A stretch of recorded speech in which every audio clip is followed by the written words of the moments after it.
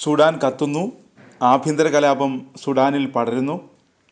2023 തുടങ്ങിയ ആഭ്യന്തര കലാപം രാജ്യത്ത് കത്തിപ്പടരുകയാണ്. സുഡാൻ സൈന്യവും അർദ്ധസൈനിക വിഭാഗമായ റാപ്പിഡ് സപ്പോർട്ട് ഫോഴ്സ് എന്ന RSFും തമ്മിലാണ് ഏറ്റുമുട്ടൽ. സുഡാൻ കരസേനയുടെ ശക്തി കേന്ദ്രമായിരുന്ന എൽ ഫാഷർ നഗരം RSF പിടിച്ചെടുത്തു. ഇതോടെയാണ് കലാപം അതിതീവ്രമായത്. ജനറൽ അബ്ദൽ ഫത്താഹ് അൽ ബുർഹാൻ നയിക്കുന്ന രാജ്യത്തെ ഔദ്യോഗിക സൈന്യമായ സുഡാനീസ് ആർമി SAFും അർദ്ധസൈനിക വിഭാഗമായ റാപ്പിഡ് സപ്പോർട്ട് ഫോഴ്സ് RSFും തമ്മിൽ അധികാരത്തിന് വേണ്ടിയിട്ടാണ് പോരാടുന്നത്. 2023 ഏപ്രിൽ മുതൽ 12 ദശലക്ഷത്തിലധികം ആളുകളാണ് സുഡാനിൽ നിന്ന് പലായനം ചെയ്തത്.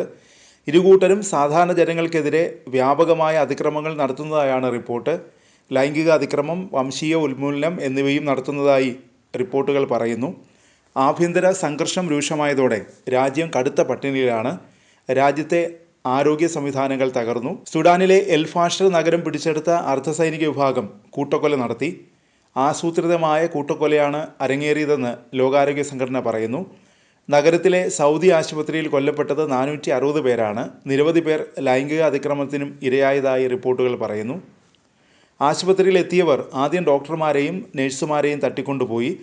പിന്നീട് മടങ്ങിയെത്തിയ RSFുകാർ ജീവനക്കാരെയും രോഗികളെയും കൂട്ടിരിപ്പുകാരെയും വെടിവെച്ചു കൊന്നു. സുഡാൻ തലസ്ഥാനമായ ഹാർത്തൂമിൽ നിന്ന് 800 കിലോമീറ്റർ അകലെയാണ് എൽ ഫാഷർ. ന്യൂനപക്ഷ വിഭാഗങ്ങളെയും എതിരാളികളെയുമാണ് അർദ്ധസൈനിക വിഭാഗം കൂട്ടക്കൊല ചെയ്യുന്നത്. 2 ദിവസത്തിനുള്ളിൽ 2000 പേർ കൊല്ലപ്പെട്ടതായി റിപ്പോർട്ടുകൾ പറയുന്നു. ആഭ്യന്തര കലാപത്തിൽ ഇതുവരെ 40,000-ന് മുകളിൽ ആളുകൾ കൊല്ലപ്പെട്ടതായി UN കണക്കുകൾ പറയുന്നുണ്ട്. അതിക്രൂരമായ അതിക്രമങ്ങളാണ് സുഡാനിൽ നടക്കുന്നത്. ആളുകളെ നിരത്തി നിർത്തി വെടിവെച്ചു കൊല്ലുകയാണ്. കന്യകമാരെ തെരഞ്ഞു പിടിച്ച് തട്ടിക്കൊണ്ടുപോയി ബലാത്സംഗം ചെയ്യുന്നു.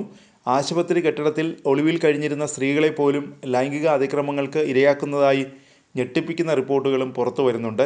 സുഡാൻ സൈന്യത്തിൻ്റെ കൈവശമുണ്ടായിരുന്ന എൽ ഫാഷർ നഗരം 18 മാസമായി RSF വളഞ്ഞിരിക്കുകയാണ്.